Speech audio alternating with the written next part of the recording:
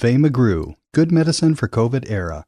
Qigong builds the resilience we need. This is episode 107 on Alternative Health Tools podcast, where together we discover and share alternative health tools and resources from alternative healthcare practitioners and experts.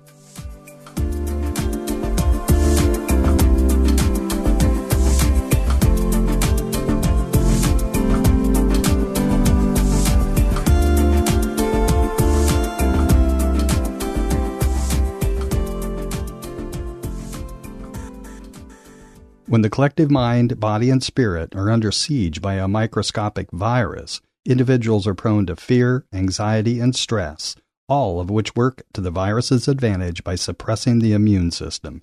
According to Qigong teacher Fay McGrew, her practice addresses key physiological and emotional issues that enhance people's abilities to deal with the onslaught of our unseen enemy. Hi, this is Kim Shea, your co-host with Alternative Health Tools. My other co-host is John Beethan on this side of the pond and Lisa Victoria on the other side of the pond. Today is October 13th, 2020, and I'm going to be talking to Fay McGrew, who is a Qigong teacher. Welcome, Fay. Hi. How are you? I'm very well. And you? Good. I am great, thank you. Enjoying another beautiful day here in Carlsbad. Yeah. So would you tell us about your background, how you came into being a Qigong teacher, or even just your general background? Yes, my introduction to mind body was in 1970, and I enrolled in a karate class because New York City, where I'm from, was very violent then, and I had some unpleasant experience, and I did not want it to happen again. So I enrolled and started with martial arts. And from there, and I went initially to learn how to defend myself. Of course, I was the only woman in the class for 2 years. It was the Vietnam War, guys back, veterans, pre-PTSD was really known what was going on with them, and New York City policemen, firemen, those were my classmates. So it was pretty intense. So they didn't really know how to work with a woman back then. But I stayed with it because of it as really an art form. You think of it like mixed martial arts, just beating up on people. But there's a wonderful philosophy beyond it as well. It's like really to do everything, not to do it like the Karate Kid movie, for example. And Cobra Kai, if you're going to see it on Netflix, is really, really, in retrospect, does a lot of good explaining of why you stay with it. And then I also learned yoga in 1970, which was very hard to learn. You had to go to an ashram, and a man in a turban would teach you. So that was very interesting back in the day. Now yoga is in every fitness center, those few that, if any, are open, and with this great emphasis on the big stretching and all that other stuff. But learning it in an ashram put it in a spiritual context, which made it also very special. And so I did that martial arts for 20 years. And then, as I said, I got tired of beating on 20-year-old boys. And I just didn't want to do it. But then I was approaching 40. And really energetically, I learned later that's a time that a woman's energy system really changes. So as much as I loved it, I just couldn't do it energetically anymore. And then so I'm going to retire to Tai Chi. And Tai Chi Chuan, it's a martial art, and you're moving slowly. People are familiar with it, with ads for arthritis medication now, and there's these old people moving in the park, you know. We laugh who are in the business because you do Tai Chi Chuan and these arts not to be on arthritis medicine, not to get it because you're moving, but, you know, God bless America. That's all I can say. Yeah, integrating these arts in the way it is. But immediately I learned right away what was Qigong, and I thought it was the warm-up to the Tai Chi class. And I definitely resonated. There was also women's Qigong, which was made for the uniqueness of a woman's energy body. And that felt great, especially after studying martial arts, which is so male now for 20 years. And so I really was starting to feel nourished, and meditation was included. Chan meditation, we call it Zen meditation here, that very strong on mindfulness. And then I learned medical Qigong as well. So the history of Qigong actually was called a different name, but then it really was the influencer of what we call acupuncture here, traditional Chinese medicine. So I learned that perspective as well, all in the same school. It was really quite an amazing experience. That's how I started. You're so dedicated and you learned so much. That's what's interesting is you just kept going and branching out to learn more subtle nuances of it. I have a question for you. You said that a woman's energy changes in her 40s. And specifically, what does that mean? That means that a woman is preparing for menopause. And even though a woman might not have the symptoms for it, it begins about that time. And then the symptoms come out for those, and the majority of women do not have symptoms. It's now a disease that gets treated, but it's really do not have the heart flashes mythology. And so would that not make it acceptable to do martial arts because you're not as strong or you're not mentally in it? What was the reason? Well, the reason for me was doing these arts for 20 years because I started with hard external martial arts and worked my way to internal martial arts. And that's when I first felt Qi. Qi is life force energy. And I healed from it, actually. So it was this whole other dimension than blocking and striking and doing all that other stuff. It was this energetic, and I went through incredible changes and development that way to be sensitive to that. So, of course, being sensitive to that in my own body without instruction, it was just my body was saying, this is it. This is not supporting your energetic journey anymore. And you need to find something else to go on. I see. Okay. I have a question for you, too, because I know things were changing back in that time in the 70s. There was more spiritual awareness and people were exploring other modalities of how to be more spiritual. But I was wondering, when you were doing this, did you have friends who were supportive of this, or did you seem like you were odd to people because you were exploring this? Well, my friends were the people who were doing it with me. So that answers your question. We're talking about family. All right. So family, because they're there through your whole life journey. And yes, they are. Yeah, it was an interesting experience. Well, actually, the big breaking point was this, and I don't mention this that often, but I'm the women's world's first full contact karate champion. So today they call it martial arts. So it really wasn't a pure martial arts tournament. And I didn't want to knock out my opponent, but I had no choice because they changed the rules while I was fighting because it was a fixed fight. Oh. And it's the same people that funded, it was called Top Rank Inc., Muhammad Ali in the day. So it was all those people that backed that sort of thing. And it was the promoter's girlfriend I was fighting. And I was doing it, and my rep was Chuck Norris. So you might know him from Texas Ranger, but actually he came to fame in martial arts playing against Bruce Lee in Enter the Dragon. So he was a star during the day. And during the fight, he would come over to me in a very soft voice and say, Fay, you can't do that. You can't do that technique. And he did that several times. So I had very few trained techniques. I only had 6 weeks to train for the fight, and the promoter's girlfriend had 6 months. So every time he said, you can't do that, you can't do that, I was only down to one thing, and that was to knock her out. I was trying to win on points as an art form, which martial arts is supposed to be, not this mixed martial arts, which, as I mentioned before, it developed into. And so that's where it was. I won the fight, and with the prize money, I went to graduate school. So another way of looking into fighting one's way into graduate school. And I didn't feel so good about it, but the money got me into graduate school. So.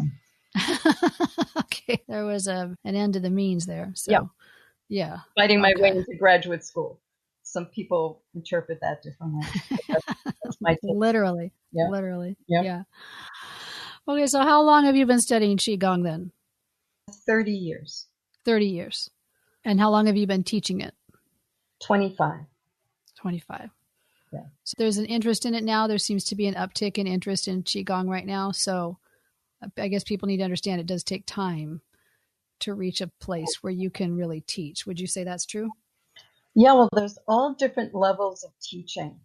So there's instructors that are teaching you movements. So this goes to like basic hatha yoga. You're just learning how to do certain postures and things like that, and that's the focus. And it's the same thing with Qigong. It's like training wheels. That's the first part. And there's tons of instructors, and because the majority of people don't follow through with it. So that's fine, for that level. And then there are teachers. So teachers, it's a bigger context. It's not just the movement. It's what the movements mean outside of the body, and could answer students' questions in great detail about what the practice is. So they have full information, background, and also experience to back that up. And then there's medical Qigong. A whole area went into medical Qigong.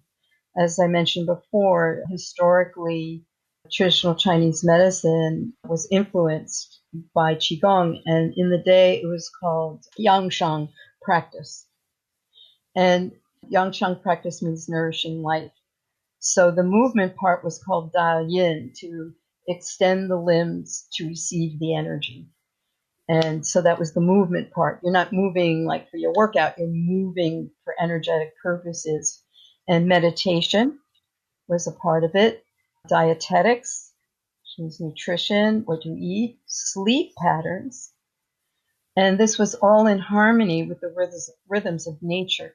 So it means it follows through the seasons. And so that's where it started. And then it developed in different ways. And then traditional Chinese medicine it includes herbology, of course, the needles, which is the lowest level of healing in traditional Chinese medicine. It's the one we're most concerned with, because somebody's putting a needle in your skin. So you want to make sure they know where it's going. But that could also be activated with a massage. So the therapeutic massage, that is part of it, herbology. Today my husband comes from a 3-generation pharmaceutical family. And so the great-grandfather, a drugstore, had all herbs in it. It was all Chinese herbs. It was after World War II, this whole pharmaceutical thing really started in a big way. And part of it is good because there's been a lot of great developments. But also what happened, you can't patent a plant. But you can if you imitate its chemical compound and put it in and sell it like that. So there was a lot of that, and still continues to be, actually. So herbology, and that's why it's very important for everybody to know. Just because it's over the counter doesn't mean you can't have a conflict, especially if you're on medications. So if you're on medication, say, I'm going to take a vitamin because it's natural, or natural herb, or whatever like that. You could wind up in the ER room, which is very common, because what you might be doing is duplicating what that pharmaceutical medicine is doing and ramping it up. So you're screwing around with what your doctor prescribed for you, not knowing, and then having all those side effects from it. So it's very important. And more doctors say, why should I talk to my doctor about vitamins and stuff like that? You were talking, Kim, about consciousness. Well, the consciousness is expanding in Western medicine to be more integrative, not alternative. It's more and more integrated. And the young people coming out of medical school now, the curriculums have changed. I was involved with that at UCSD, at the med school there. I was invited by the students in the day to teach Qigong there.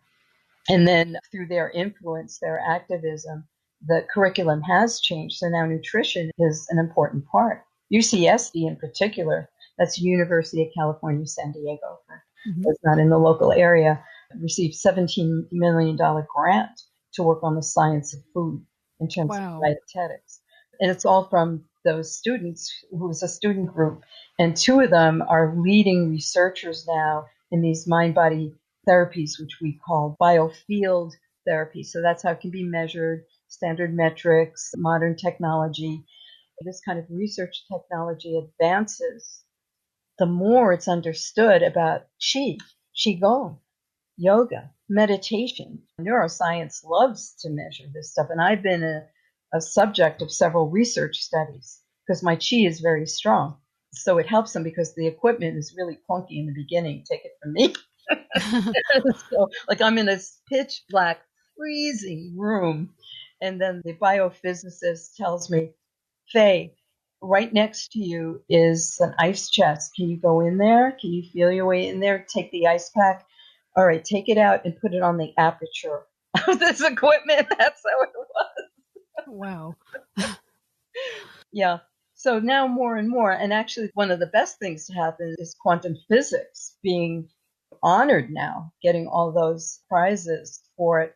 And initially, so there were two parts to that. The first part was, what is the source of all energy? And so it had to go down, down, down, down until they could get that. So we would say it's chi. There's lots of different ways to describe it. The old words are chi or prana or things like that. Rudis and Greek, there's all these names. Then that it does exist. But what prevented it so long was that the scientists doing these studies had an impact when they were trying to measure it. So this gets to waves and particles. I know everybody's eyes glaze over. The difference, is it a wave or it's a particle? It's both. So that was the toughest thing to figure out. And then also that if there was a researcher in the room, their energy impacted what they were measuring. So that was the biggest obstacle for their research to be accepted in the scientific community, was that. Because energy, if they are researching the energy that we're all part of, well, they're part of it in the research, sort of thing. So when that was clarified, that really opened it up for biofield therapy, with biofield science. So they call it that. And it can be measured.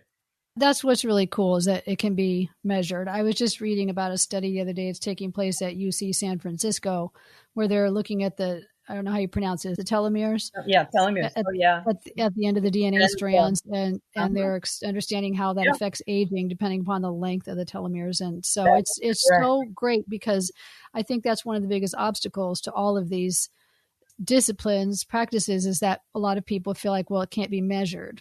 And so now we can measure it, which is hopefully going to reinforce it for a lot of people about how valid it is and valuable. Absolutely. And again, the challenge with these studies, it has nothing to do with pharmaceuticals, which dominates the funding for research in the West.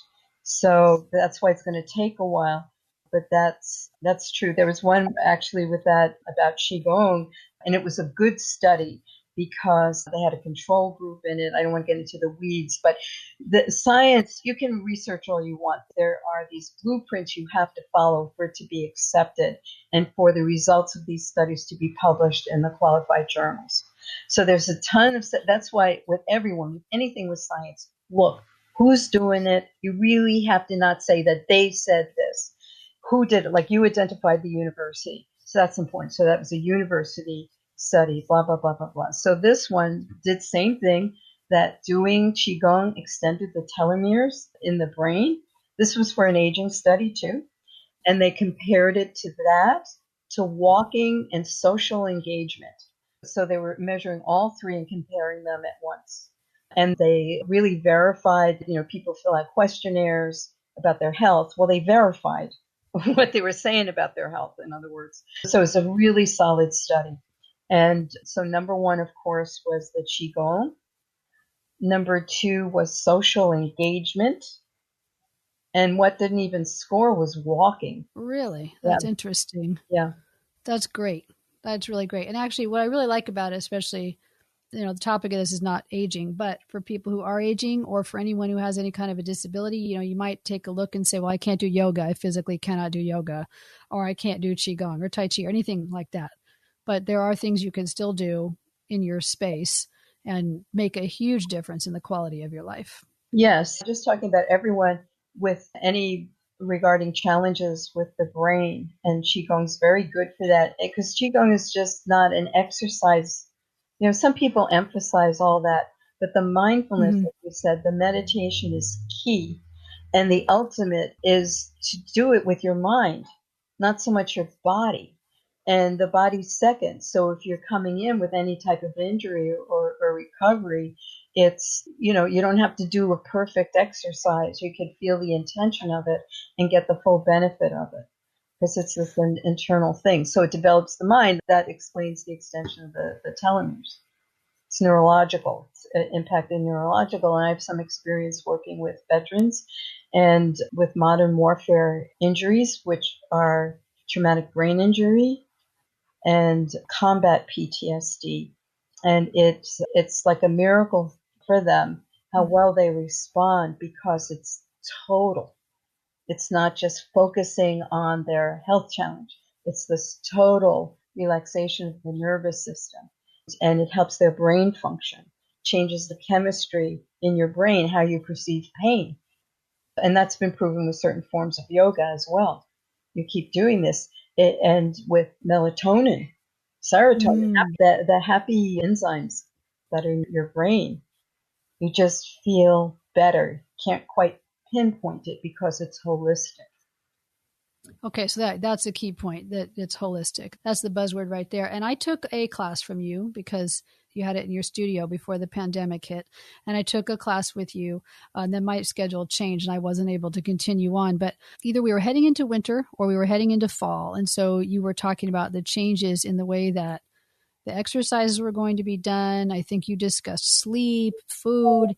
It was very interesting the way that you tied it into the seasons. I had never heard of that in a practice before. Would you be able to elaborate on that? Yes, that's part of, as I mentioned before, the Yangshan practice, the nourishing life practice did that. It had all those components in it because the goal is to be in harmony with nature.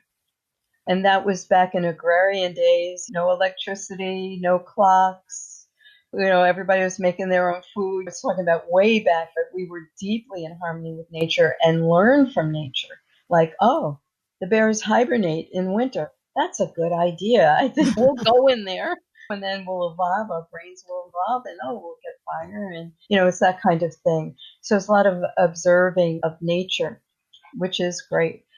So from that, as we change in the seasons, we change our respiration rate, just like the bears do, just like animals. Their body changes as they go through the seasons, and we do too. We put that aside in modern times because we can go down to the food market and get whatever food we want. We're not dependent on what's in season. But when you do eat what's in season, that's the earth telling you, this is the time to eat this. Okay. And it's usually end cap, and it's cheap actually to eat in season foods.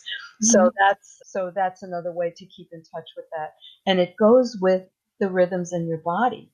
We do follow those rhythms. And again, it's not enforced that much, but Qigong and also Chinese medicine does. Traditional Chinese medicine, your acupuncturist treats you differently throughout the year. I had no idea. It's the season, yeah. Because each of these energy systems get featured as you go through the seasons. So now we're in fall. This interview is done in mid-October. So we're in autumn. And so that's for the lung qi. Now, for me as a teacher, and what we've been doing since the pandemic is focus on the lung qi, because that has to do not only with your physical lungs, which we know that COVID really attacks, but also the lung qi has to do with your immune system.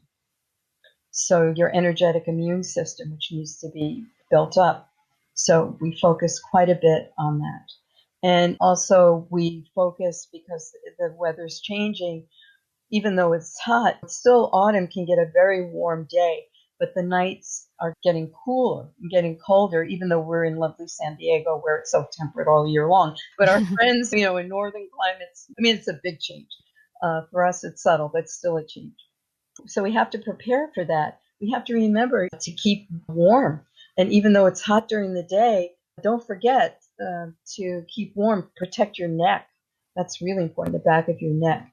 And drink warm foods. Don't drink those ice drinks anymore, even though it could be really hot during the day. Okay. Yeah, because you're freezing your system. When you eat, it's like a cauldron. Your stomach, your organs are warm inside. They're not cold. So when you're drinking something so cold, especially this time of year, it's having a negative interaction with your immune system. So does it stress the immune system? Yeah. Is that what you're saying? Okay. All right. So we don't need that right now, for sure, with the COVID and flu season. Yeah. Okay. Like, what would be some foods that we would be eating? Like, when you go to the store right now, you see squash everywhere. There's winter squashes. Would that be something we should be aiming for? Do you have any other suggestions? What do you eat right now? Yes, the lung qi, each of these energy systems, as we say, we're going through nature, the relationship is beyond the season. I mean, it's this whole matrix. It's called the 5-element theory. It's the basis of what an acupuncturist learns about traditional Chinese medicine and how it interrelates with each other. And each has all these properties to it. So one is the color, and the color is white. So white foods. So what's white foods? So we have turnips, we have potatoes, we have cauliflowers, excellent this time of year. The inside of an apple is white. Pears are therapeutic. Notice that pears are they're out this time of year. Yeah. Available, the winter squash and all those. That's a transition energy that's between all of the seasons. And so that's a gold color food. So it's excellent for this time of year. It'd be a good transition food also as we go to winter. How about sweet potatoes? Those tend to be in abundance, like even the Japanese sweet potatoes that are white on the inside. Yep. Okay. Yeah. That's exciting. These are all good foods. And also very important is daikon. So that's radish. So radishes are white inside. They are particularly excellent to support lung health. Okay. May I ask how you prepare yours? Because I wouldn't have a clue. Well, you can put them in salad. So raw. Eat a couple of, you can eat it raw. Some people, it might be too much. So you can heat them up and have them like that. The Chinese have a wonderful radish cake. The daikon cakes, they're really yummy. That recipe I don't recommend at home. It is messy and it takes forever. Okay. I've had the turnip cakes that the Chinese make, and I'm a big fan of those. So I would never try to make them. Yeah. Well, this is very helpful right now. So we're talking about COVID. We're talking about the pandemic. What should we be doing right now to prepare with the stress that's coming from this and the health? I know a lot of us have fear about what happens if we get it, what will happen to us. There's just a lot of stress that goes along with all of this. Yes. Well, breathing is a great de-stressor. And a lot of times people say, take a couple of breaths, you'll feel better. And they go, did nothing. So I spent a lot of time teaching about just how to breathe and to explain about the physiology, what happens when we breathe. We're so focused on the lungs and think that they're the tiny little bronchi in the center of the chest. Well, your lungs are huge. They fill almost your entire chest cavity, and they cover and protect your organs. So breathing is huge. And so when you breathe, it's over 100 tendon ligaments combination that's going at the same time in muscles. So we focus on diaphragmatic breathing. So your diaphragm is attached to the bottom of your lungs, goes straight through your torso, and connects in the interior of your rib cage. So when we inhale in, the diaphragm moves down. That creates the vacuum. So your lungs can expand, your chest can expand. And then when we exhale, it goes up and massages your heart and lungs. So if this sounds like one of the benefits of cardio, you're right. So when we do cardio, we're inhaling our max and we're exhaling our max. We have no choice. The diaphragm's moving up and down, massaging your organs and detoxifying them, as well as getting needed oxygen in the body. So we do that same deep breathing with our body relaxed. And what's important with that is that we're under such stress, as you mentioned, Kim, even before it. We're just a stressful society in general. Yes. And now Western medicine is believing what holistic older healing modalities believe, that stress is the number one cause of illness. And that it might not happen right away, but over time. And what happens, so that's one level of it, but in terms of your breath, your diaphragm starts to tighten. So at times when you're not thinking about breathing, you're not getting enough oxygen in. And when you can't depend on cardio, and I mean you just physically can't do it, or you can't get to your gym or whatever, then you're just not getting enough oxygen in your body. You're not massaging and detoxifying your organs enough. So that's one thing. Secondly, that we need to relax more. And there's tons of things to do to get a massage or a hot bath or that kind of thing to relax the muscles, because that way you can expand when you breathe. So because your rib cage is not soldered together like all these Halloween skeletons that are around, it's connected with cartilage. So when you breathe, the breastbone goes straight up and then your rib cage opens from the side. So if your muscles are tense, the muscles are tense in your chest, you just can't expand, because when the rib cage, you relax your muscles, the rib cage can expand, then your lungs can expand. And then you just relax as you exhale. But full exhalation is just as important, because again, that's a detoxifying for the lungs. So just to know how breathing works, and just to take those few, and if you can breathe in through the nose, you get more oxygen in. But if you have a deviated septum, you just breathe however you can breathe in. Just let everything expand. And then if you can exhale through your mouth again, but to be aware, I'm going to inhale as much as I can. I'm going to exhale as much as I can. So that's why in the breathing exercises, the next thing we add is to hold. So when you're breathing in for your max, you want to hold. That's helping to release that tension in your diaphragm. And then just to release. It feels good. So it's just to remember to do it. That's why it's suspect. Qigong is so suspect. I'm told this by a lot of people. That's so easy. How can it do anything? I go, well, yeah, it's easy. What's difficult is to do it every day. In our society, that's why it's the difficulty, the challenge, how things are. So we start with that, the physiology of breathing. Now, while you're doing that deep, relaxed breathing, you're stimulating the vagal nerve. And the vagal nerve is key in your parasympathetic system. That's your body and mind's relaxation response. So we're go, go, go with the sympathetic system. That's, and whatever. Or we're at our home, stuff being home, those that who do mind being at home. All the stress, that's just not breathing enough. So that sympathetic system, got to do this, got to do that. So we relax that. So that's why really for us, so when we start to put this together, we take this deep relaxation from our very high level of stress, and we go all the way to this other extreme measure. It comes to the middle, and that's called building resiliency. How to manage physical and mental stress without damaging your body and your mental state. So we start with the breath in Qigong, and then there's exercises that get synchronized to the breath. That's like training wheels to get to feeling the energy doing it, but it's just a way to put it all together. And that's part of what the mindfulness exercises do, and gets you to a platform eventually to get to the meditative state.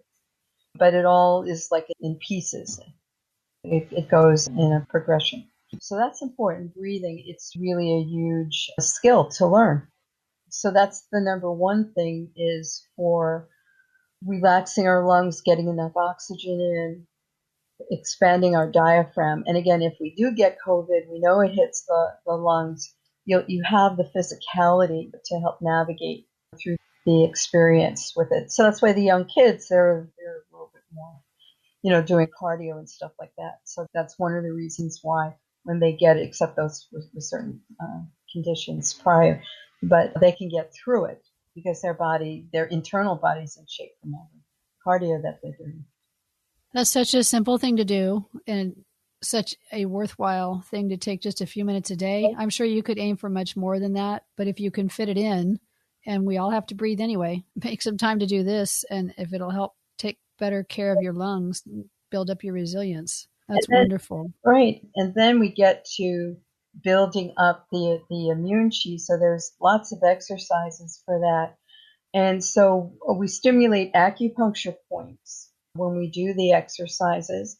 And so one is like just below your collarbone, closer to where your shoulder is in the front.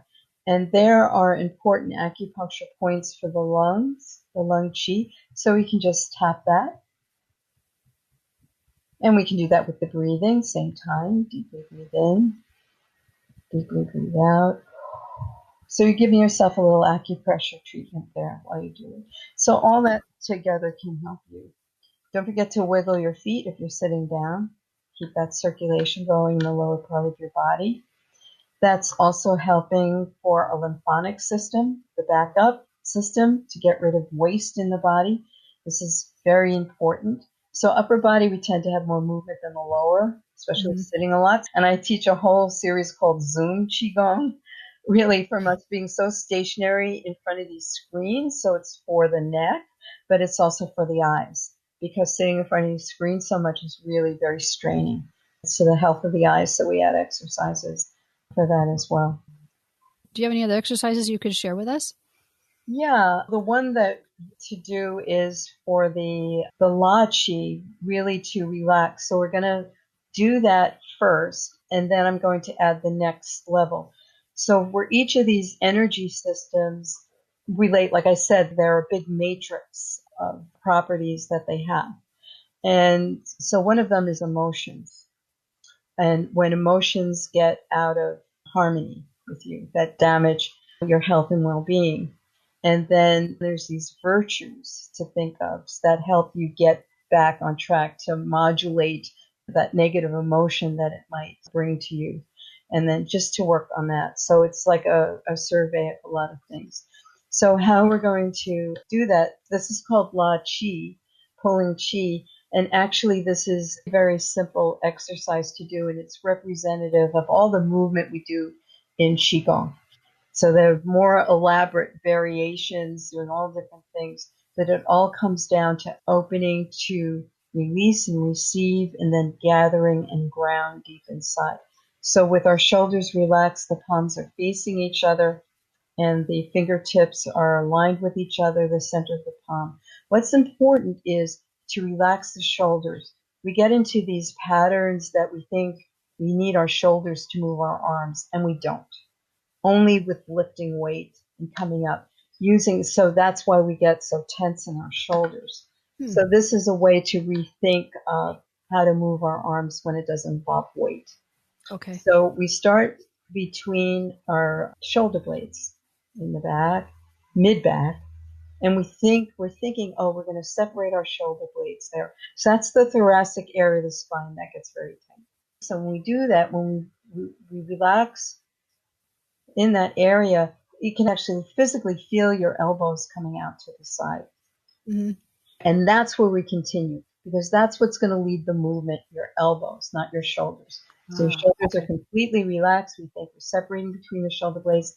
Elbows move a little bit, then continue with the elbows, bringing your hands, your arms away from each other, and then just relax. Same thing, relax between the shoulder blades. The elbows start to bring the arms closer to each other. And bend your wrist a little bit when the palms are coming closer. So we inhale as we separate.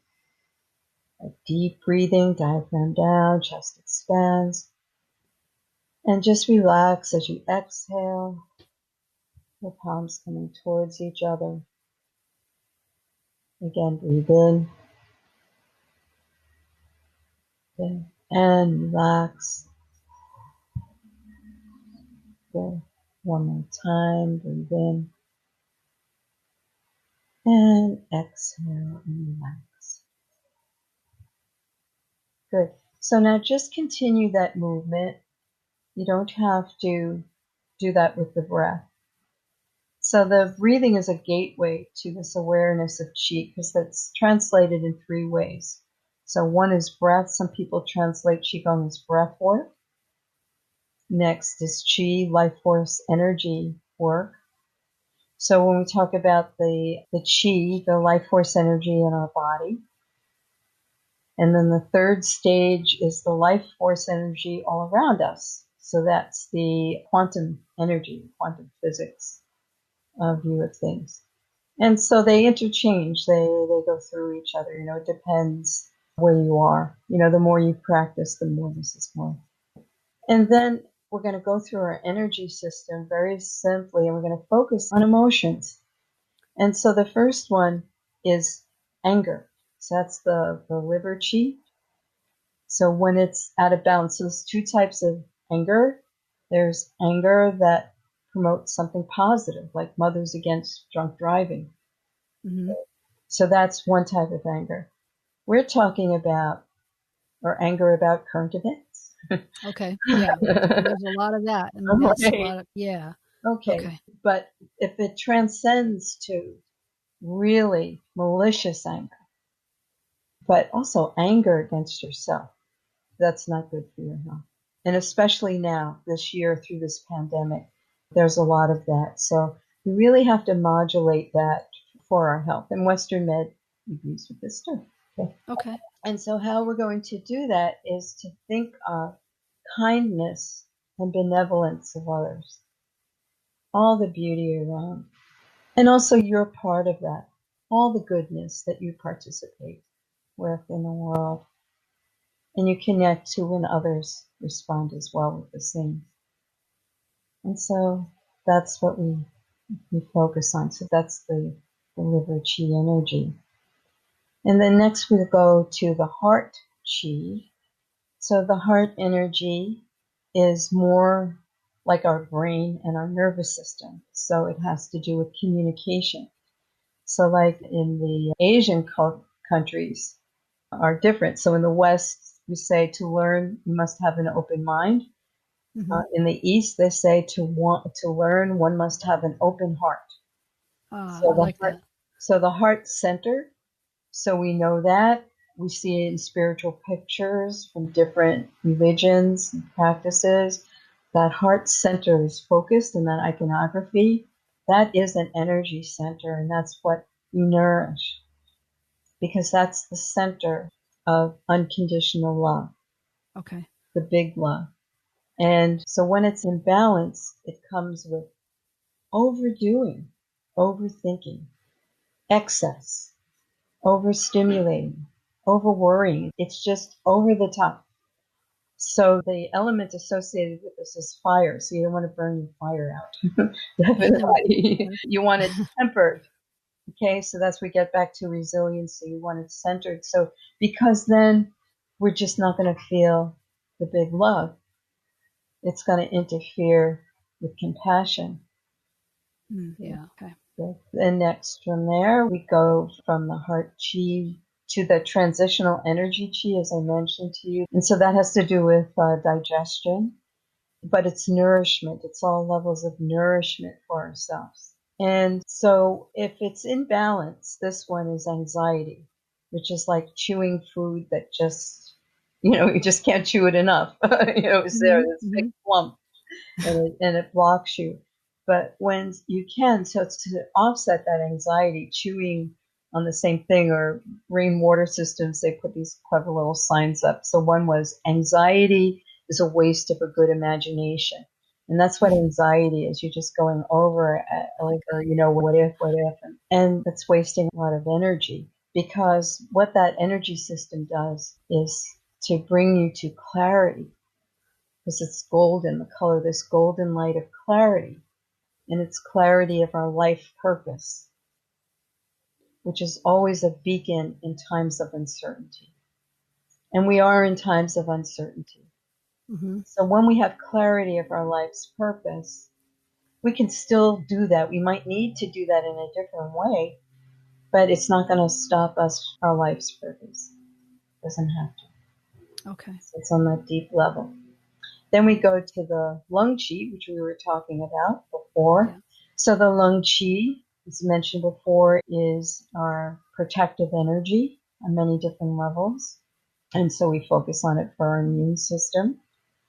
So when it's out of balance is sadness. And there is a lot of sadness and grief going on quite a bit. And you might know from your own experience, the loss of a person very close to you, or a pet, it goes right here, goes right to the lungs. Right. Very right common to get respiratory infections during that time. I know both my parents, I said, that happened to me also. And so the offset of that is a connection with us, with the continuum of life. So we have our own personal life cycles that we go through. We have our family heritage that we're part of, any lineage we follow, or spiritual practice or religion. All of this has been around for a long time, so we just feel that energy. We're just part of that continuum energy that just helps us to go on, which brings us to the next one and the last one, which is for our kidney chi. And that holds the mystery of life within us, our DNA, our mitochondria, and our longevity energy. So it gets dissipated a little bit as time goes on. So it relates to aging quite a bit. So the element associated with it, the out of balanced emotion, is fear. And there is a lot of fear. So that's why I said Western and holistic practices say it's the most damaging to your health is fear. Okay. And to be modulated, and it's modulated to know that deep inside of us is this will to go on. So there's two types of fear, by the way. So there's fear that's giving you information, like, oh, too hot. I hear Mel all the time, hot, hot. He learned that very young, your grandson. Yeah. So it's warning you, fear to warn you, don't do that, don't go there. But this is paralyzing fear and really shutting you down. That's the fear we're talking about. And so that we know that's not good. So then from here, it's something called yi, your will inside, your will to go on and to live on. So what that is like, because it's so deep inside and it's not apparent, it's during winter, like plants or trees, they look like there's no leaves on the trees. The plant looks like it certainly died this year. It's not going to come back. And then all of a sudden, in springtime, it comes back.